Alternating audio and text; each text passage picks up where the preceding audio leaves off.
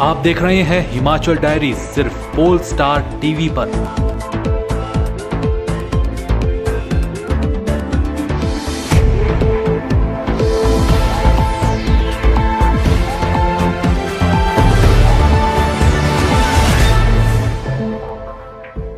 Himachal diaries के प्रायोजक हैं RK hospital Hamirpur, service with quality. नमस्कार, आप देख रहे हैं हिमाचल डायरी और आपके साथ मैं हूं मोनिका ठाकुर। आइए जानते हैं हिमाचल से जुड़ी ताजा तरीन खबरें।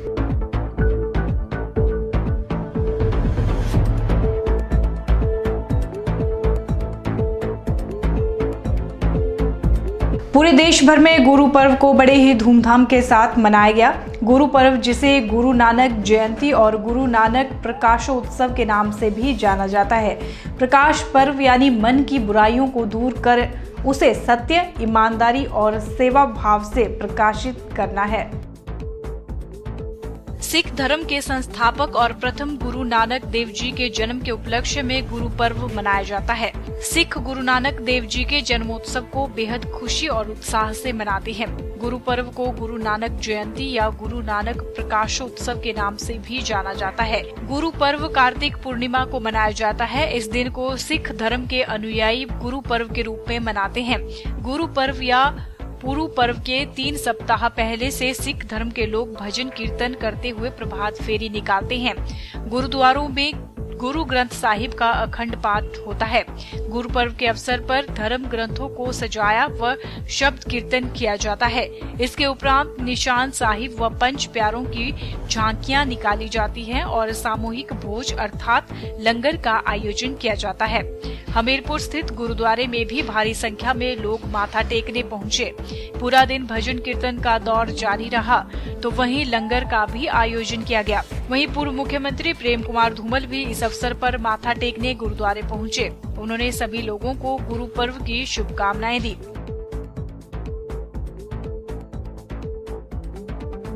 गुरुपुरब के पवित्र अवसर पर मैं सारे देशवासियों को, सारे विश्व के लोगों को बहुत बहुत शुभकामनाएं और बधाई देता हूं।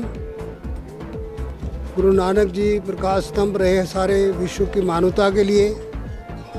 उच्च मूल्य उन्होंने स्थापित किए और सिख धर्म को जो लोग फॉलो करते हैं वो देशभक्त है, देश की सेवा करते हैं, देश की सुरक्षा के लिए सबसे ज़्यादा कुर्बानियाँ देते हैं।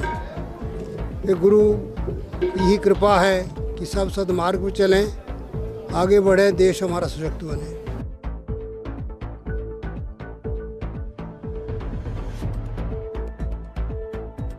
हाई कोर्ट के सख्त आदेश के बाद कुल्लू जिला में वन भूमि से अवैध कब्जे हटाने के लिए कवायद तेज हो गई है। जिला कुल्लू में 4 सप्ताह के भीतर करीब 1030 अवैध कब्जे हटाने होंगे।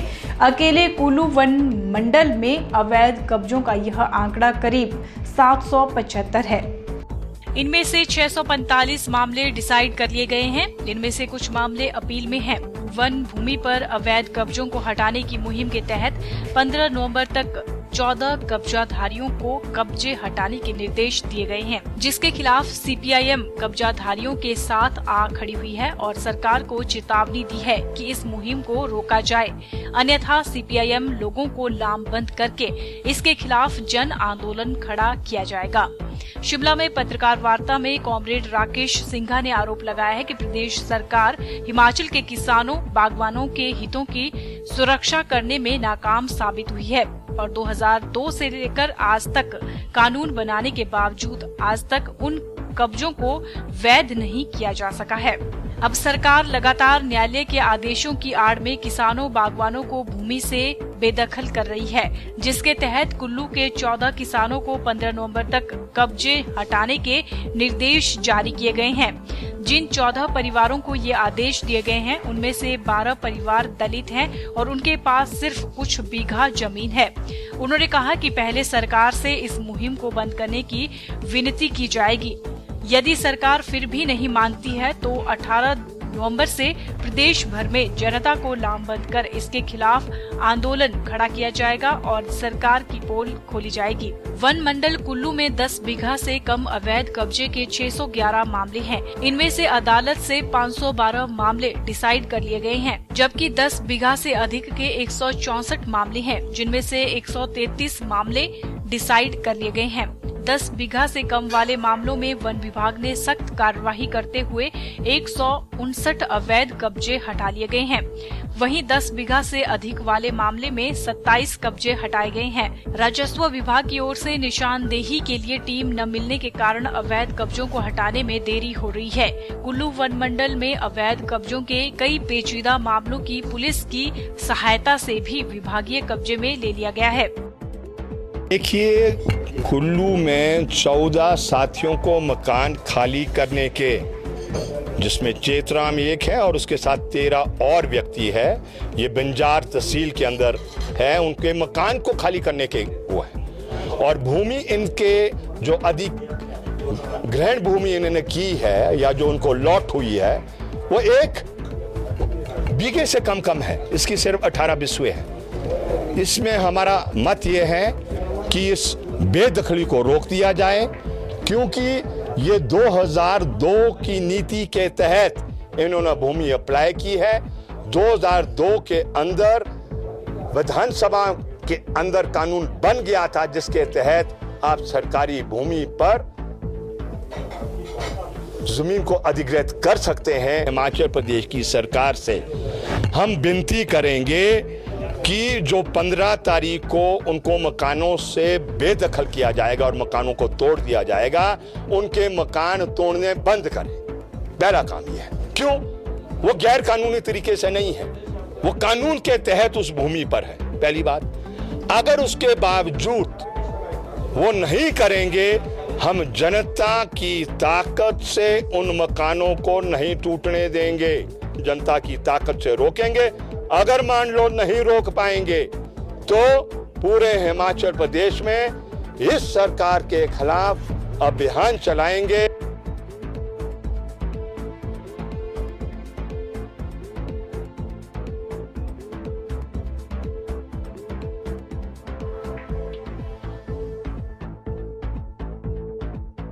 चौदह नवंबर को देश के पहले प्रधानमंत्री पंडित जवाहरलाल नेहरू के जन्म दिवस के रूप में मनाया जाता है। इस दिन को बाल दिवस के रूप में भी मनाया जाता है, क्योंकि उन्हें बच्चों से बहुत प्यार था और बच्चे उन्हें चाचा कहकर पुकारते थे।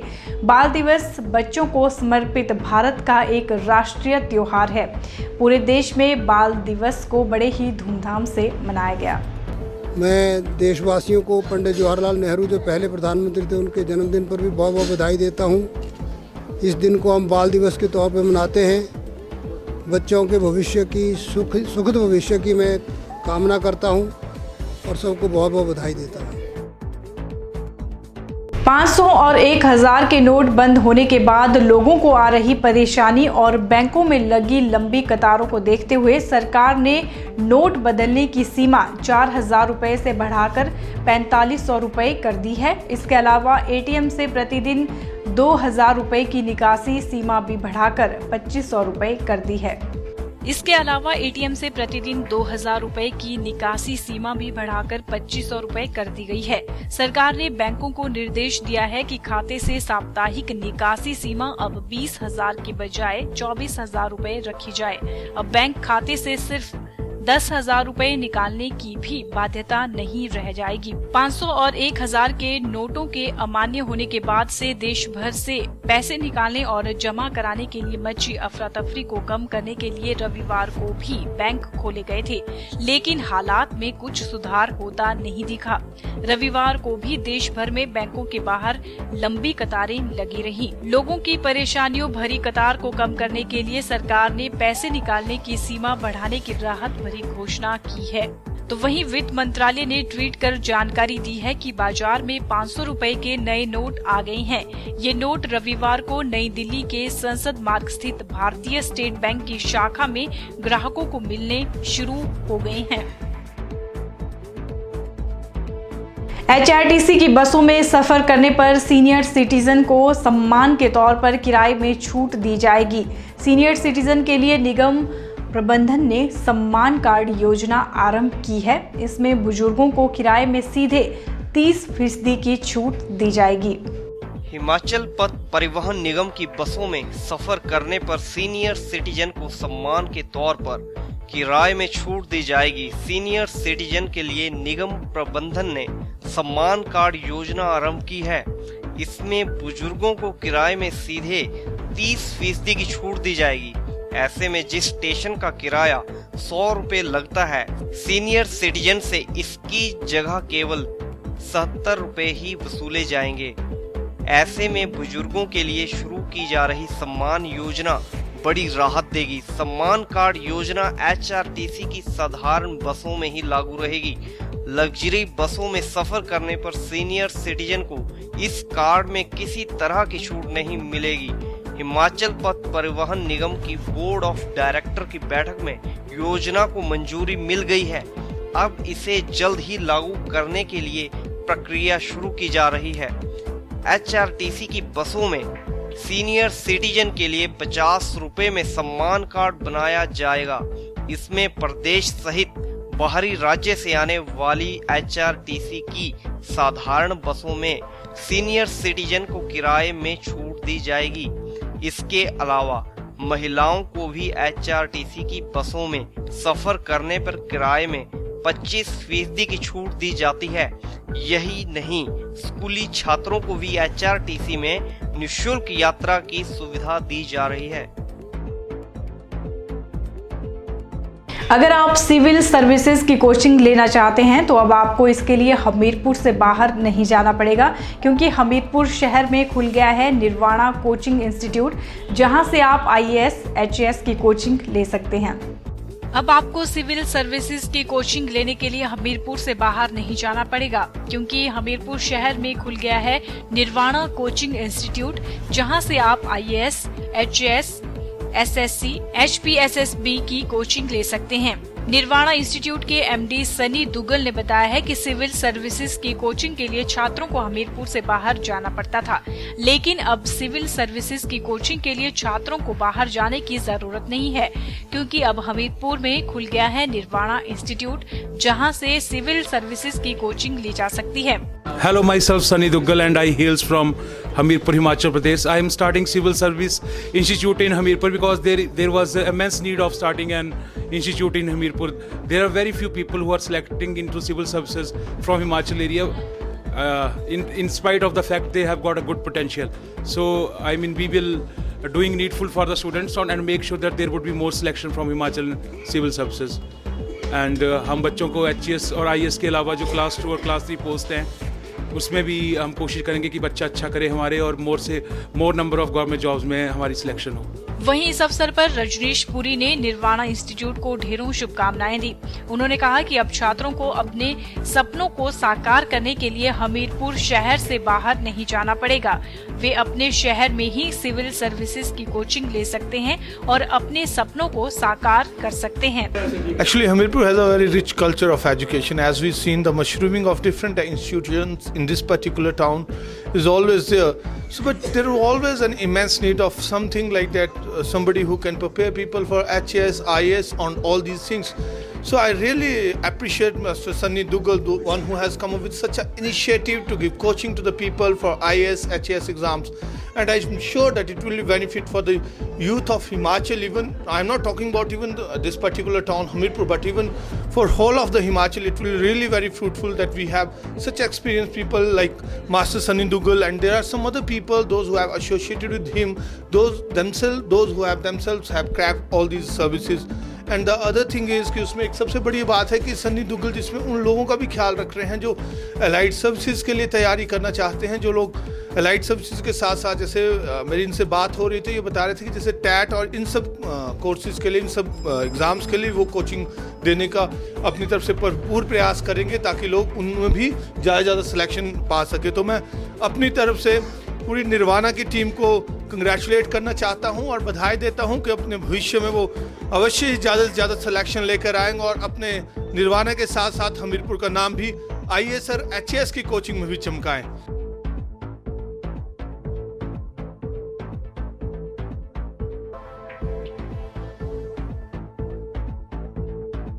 राष्ट्रीय उच्च मार्गों पर अतिक्रमण करने वालों के खिलाफ राष्ट्रीय उच्च मार्ग अथॉरिटी ने कमर कस ली है और सड़कों के किनारे अवैध निर्माण करने वालों पर कार्रवाई शुरू कर दी है। राष्ट्रीय उच्च मार्ग 5 में अतिक्रमण करके बैठे कब्जाधारियों के खिलाफ कार्रवाई अमल में लाते हुए राष्ट्रीय उच्च मार्ग अथॉरिटी ने जिला प्रशासन के सहयोग से अवैध निर्माण को हटाया। अतिक्रमण हटाने के लिए 3 टीमों का गठन किया गया है। पुलिस के सहयोग से अमल में लाई गई कार्रवाई में सड़क किनारे कब्जा जमाए बैठे कई कब्जाधारियों को पुलिस ने हटाया। यहां तक कि सड़क के किनारे रखी निर्माण सामग्री को भी कार्रवाई के दौरान जब्त किया गया।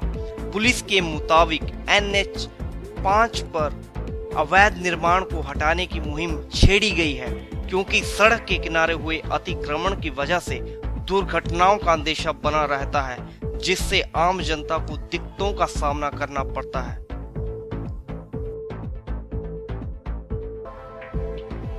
हिमाचल में बारिश ने लंबा इंतजार करवा दिया है। 1 माह से ज्यादा सूखे के कारण लोगों को कई परेशानियां झेलनी पड़ रही हैं। हिमाचल में सर्द हवाएं चलने से प्रदेश के पहाड़ी क्षेत्रों का तापमान नीचे गिर रहा है। उस पर बारिश न होने से शिमला सहित अन्य इलाकों में सूखी ठंड का प्रकोप है, जिससे आने वाले दिनों में भी कोई राहत मिलने की संभावनाएं दूर दूर तक नजर नहीं आ रही है। मौसम विभाग के अनुसार प्रदेश में 4 दिसंबर तक बारिश की कोई उम्मीद नहीं है। ऐसे में बीते 1 माह से यहां के न्यूनतम तापमान में गिरावट आ रही है। इसके चलते राज्य में रातें सर्द हो गई हैं। दिन के समय भी लगातार ठंडी हवाएं चल रही हैं। नवंबर माह के मध्य में सर्दी के इस तेवर को मौसम विशेषज्ञ आने वाले समय में और अधिक आंक रहे हैं। उस पर बारिश न होने से सूखी ठंड भी बीमारियों को न्योता दे रही है। मौसम विभाग के अनुसार आने वाले कुछ दिनों में बारिश की भी संभावना नहीं, जबकि ठंड यूं ही बढ़ती रहेगी। प्रदेश की राजधानी शिमला सहित पर्यटन क्षेत्र मनाली, धर्मशाला, चायल व कसौली के अलावा बड़ोग व डगशाई जैसे पहाड़ी इलाकों में सर्दी का अधिक प्रकोप है। प्रदेश के न्यूनतम तापमान में लगातार गिरावट दर्ज की जा रही है।